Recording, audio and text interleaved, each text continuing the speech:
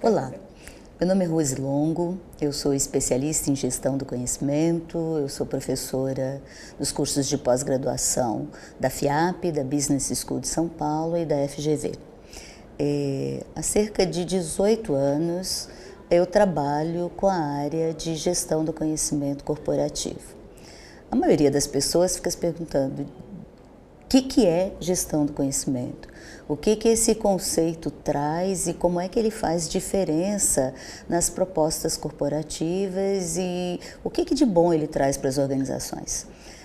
Se nós começarmos a pensar nesse contexto, nós vamos primeiro olhar o mundo que nós vivemos, né? 2015, século XXI, um contexto de complexidade absurdo, tudo muda o tempo todo, nós nunca sabemos para que lado essa mudança vai nos levar e nós podemos dizer que a ansiedade e a incerteza são doenças do século.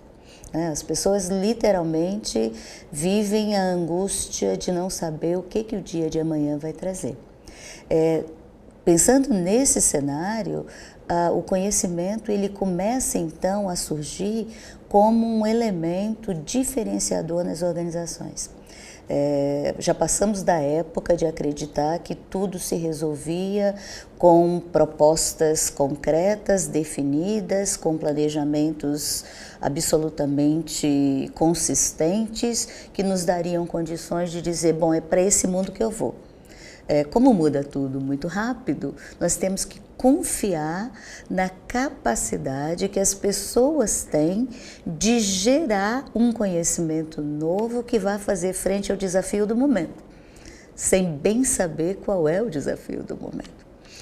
Então, nós costumamos dizer isso, que conhecimento é o principal ativo intangível das organizações, ele está em grande parte na mente e nas mãos dos trabalhadores e ele está também nas práticas corporativas, nos manuais, nas formas de fazer, na literatura que já está escrita.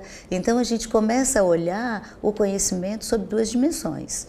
Nós temos o conhecimento explicitado ou explícito, que é aquele que já está registrado, que já está disponível em algum meio ou suporte, que faz parte de um banco de dados da organização, que faz parte de manuais, processos, rotinas, procedimentos. E nós temos o conhecimento tácito, que está na prática das pessoas que fazem. E aí vem a ideia de fazer a gestão deste ativo, deste conhecimento, porque já se reconhece que se não for o conhecimento tácito e explícito disponibilizado para a organização, dificilmente a organização consegue ter diferenciais competitivos. E aí a organização, para ela crescer, não basta ela apostar nas fórmulas que ela já conhece. Porque as mudanças são tantas que ela tem que apostar naquilo que ela ainda não conhece. Qual é o mundo que vai surgir amanhã? Que mundo vai acontecer hoje à tarde? Qual é a inovação que vai estar acontecendo daqui a um mês ou daqui a um dia? Pensando nesse contexto, são as pessoas que, se estiverem devidamente mobilizadas e comprometidas e engajadas com esse processo, elas conseguem gerar diferenciais competitivos. Aí a gestão do conhecimento, ela acontece nas organizações com dois propósitos específicos. Um é pegar o conhecimento que está disponível na cabeça de poucas pessoas, que não está organizado necessariamente, que quando você precisa dele, você tem que telefonar para o colega que sabe. E se aquele colega estiver de férias, estiver doente ou tiver saído da empresa, muitas vezes você perde aquele conhecimento. Então você começa a se preocupar em fazer uma gestão do conhecimento que consiga capturar este conhecimento que não está registrado, que não está sistematizado e que está na cabeça de poucas pessoas, torná-lo disponível para a organização. E o outro objetivo bastante conhecido para a gestão do conhecimento é a possibilidade de criar conhecimento novo, de inovar. Porque se tudo muda e nós nunca sabemos para que lado a mudança vai, apostar nas fórmulas do passado não vão dar certo. Então eu tenho que estar constantemente preparado para encarar o mundo novo e dizer: Que conhecimentos eu disponho para lidar com esse desafio? Como é que eu faço, transformo esse desafio numa oportunidade de crescimento para a minha organização? Então, quando nós falamos, né, que a gestão do conhecimento muda os paradigmas empresariais do século XXI, ele de verdade muda esse paradigma porque ele parte do princípio que o conhecimento ele precisa estar sendo constantemente criado, mobilizado, organizado, sistematizado para gerar um diferencial para as organizações na medida que elas precisem. Né? Sem nenhuma fórmula, sem nenhuma receita de bolo, sem nenhuma produto de prateleira consagrado que diga, não, eu sigo essa regra aqui, passo 1, passo 2, passo 3, passo 4 e eu fiz a gestão do conhecimento da minha corporação. Né? Então, quando a gente fala no processo de gestão deste conhecimento, nós vamos começar primeiro olhando a estratégia. Né? Porque a gente não pode esquecer que quando a gente fala de gestão de conhecimento, nós não estamos falando de qualquer conhecimento.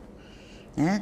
Todo conhecimento é importante, é válido, tem valor, todas as pessoas têm valor, independente da função que elas exercem na organização, mas o investimento na gestão do conhecimento é um investimento estratégico. Então a gente já começa a dizer, olha, nós estamos falando de gestão estratégica do conhecimento, não de qualquer gestão.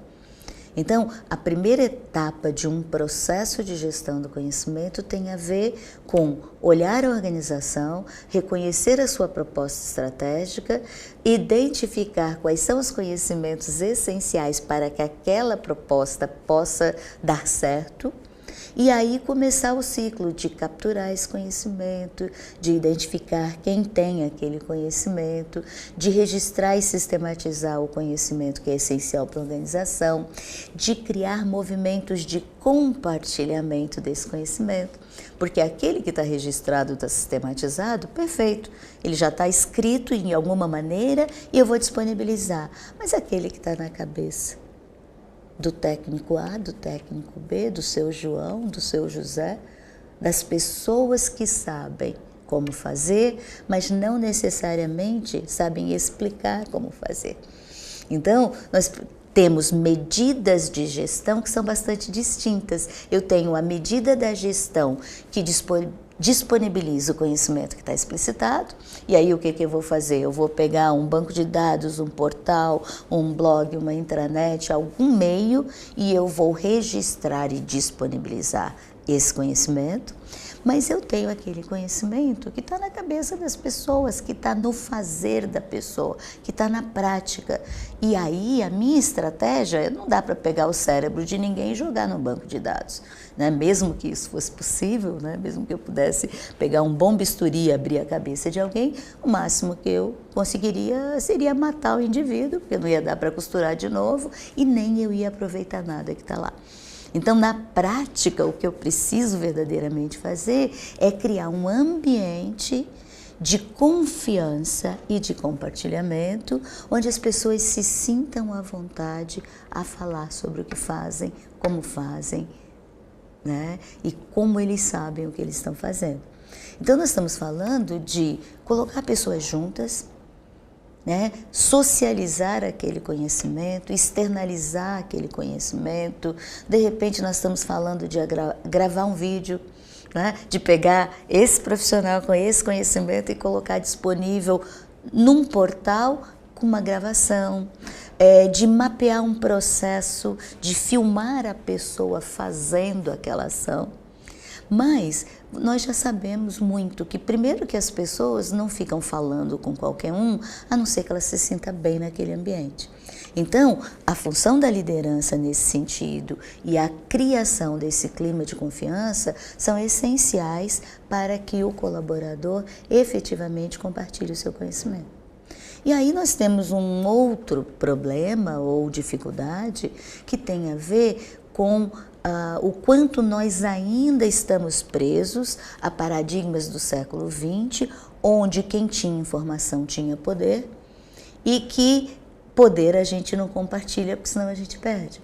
Então nós temos ainda hoje, né, 2015, século XXI, nós temos ainda hoje pessoas, e não são necessariamente pessoas sem formação, né? Nós temos mestres, doutores, excelentes técnicos que ainda acreditam que compartilhar o conhecimento é entregar a sua moeda de troca de graça.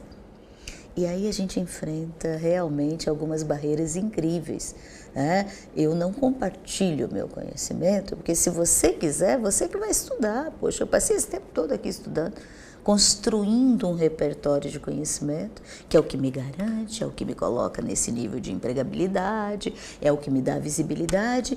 Aí vem um bando de gente nova, aí o conflito entre gerações, aí a gente vai falar de um monte de coisas que afetam esse processo e querem que eu compartilhe o meu conhecimento. E, no entanto, né, estamos na era das redes sociais, tudo que nós compartilhamos se prolifera, se multiplica, nós conseguimos reivindicações, nós conseguimos transformar processos porque nós falamos. Porque nós colocamos na rede, porque nós gravamos um vídeo no YouTube, porque nós chamamos para manifestações no Facebook, porque nós estamos no LinkedIn e somos contratados, chamados para trabalhar, porque nós temos visibilidade. Então, nós temos um processo que nós reconhecemos que é importante criar instâncias de compartilhamento e, ao mesmo tempo, nós temos que convencer essas mesmas pessoas que usam as redes sociais em benefício próprio, que tem Face, que tem LinkedIn, que tem Twitter, que tem WhatsApp, que tem todos os aplicativos necessários para serem visíveis, mas que, ao mesmo tempo, ainda guardam bem escondidinho aquela crença de que eu tranco o meu conhecimento a 7 chaves porque é um desaforo entregar o que me mantém vivo, operante nesse contexto. Então nós estamos enfrentando uma realidade que, se a gente for pensar do ponto de vista prático, fazer gestão do conhecimento não é muito difícil. Nós temos uma metodologia, nós não temos uma receita, mas nós sabemos que nós devemos olhar essa organização, percebê-la como um ente vivo, orgânico, com uma proposta estratégica clara, com processos que dão conta de gerar os resultados que a empresa deseja e necessita, com pessoas bem qualificadas e que nós podemos ativar a universidade corporativa, capacitação contínua, uma série de estratégias para mobilizar a inteligência coletiva daquela organização. E aí você pode olhar, pensar nos determinados critérios e definir, bom, para esse grupo talvez a melhor estratégia seja reuniões melhoradas, seja fazer girar o Word Cafés, que são estratégias de compartilhamento, seja trabalhar com gravação de vídeos e das histórias que narram a história daquela organização e disponibilizar, ou criar um portal, ou um banco de melhores práticas, ou um banco de lições aprendidas. Tem inúmeras estratégias de gestão do conhecimento que estão publicadas. E eu não vou definir qual que esta instituição precisa sem entender essa instituição, sem conhecer melhor e dizer, olha, para essa área da instituição isso aqui é bom, para esse grupo aqui isso já não vai resolver. Então você cria condições. Isso aí não é muito difícil de fazer, né? Você aprende a olhar a organização, a conhecer o seu ambiente e ver o que é melhor para colocar pessoas juntas. A grande dificuldade da gestão do conhecimento está na mobilização e na sensibilização das pessoas, em prol desta gestão desse ativo intangível estratégico, e está na comunicação desse processo para todos que desejam e necessitam. Então a gente tem no conhecimento e na comunicação um casamento que não pode dar divórcio, né? Nós vivemos numa época que para descasar basta ter casado. Você lê e vê casos de pessoas que casam, uma semana depois já estão separados, já pedem divórcio. Na gestão do conhecimento, não dá para divorciar conhecimento de comunicação. Não dá para separar criação de espaços de conhecimento de processos de mobilização de pessoas. E não adianta entrar naquela febre e dizer, vamos fazer uma palestra motivacional. muito bom, palestrantes excelentes, mas se não houver mudança, transformação na essência da organização, as palestras elas vêm e vão, acontecem e elas se perdem, porque você vai assistir uma palestra, fica encantada, diz, puxa, faz todo sentido, é isso mesmo que eu queria, aí no dia seguinte você volta para o teu ambiente de trabalho e nada mudou. E ninguém te deixa pensar, ninguém te deixa desenvolver um raciocínio, um argumento. Então, para que eu escutei aquela palestra ontem? Para ficar mais chateado ainda de saber que existe um mundo lá fora que é bonito e cor-de-rosa, mas que eu não consigo colocá-lo aqui dentro. Então, nós estamos falando de coisas que são aparentemente óbvias, mas onde de verdade residem as grandes dificuldades da gestão do conhecimento. Elas acontecem porque as pessoas têm dificuldade de processar essa transformação e porque, em geral, nós estamos trabalhando com algumas pessoas que são bem resistentes e essas pessoas que são mais resistentes, elas verdadeiramente, elas não dão às pessoas condições de desenvolver autonomia para pensar. Então, se nós queremos mobilizar uma organização para a gestão do conhecimento, nós precisamos empoderar as nossas equipes, ajudá-las a pensar por si próprias, desenvolver autonomia. Eu dou para minha equipe o meu objetivo, a intencionalidade daquele processo, onde nós queremos chegar, mas eu permito que a minha equipe pense por si própria como ela vai chegar lá. Ela sabe a meta e ela sabe o prazo.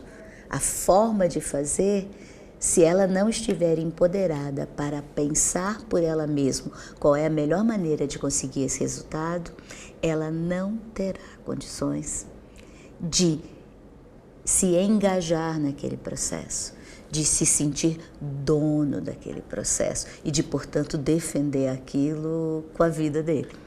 Quando ele está empoderado, quando a equipe está empoderada, quando ela tem a possibilidade de fazer escolhas, ela vai ser a primeira a querer que os resultados aconteçam, que aconteçam a contento.